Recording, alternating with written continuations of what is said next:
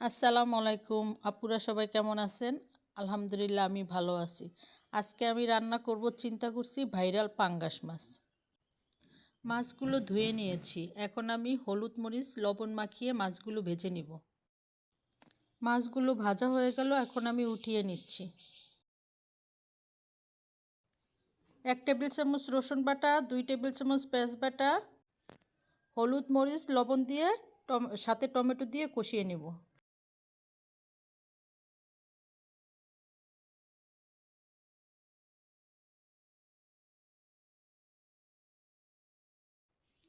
কষানোর পরে এখন আমি মাছগুলো দিয়ে দিচ্ছি।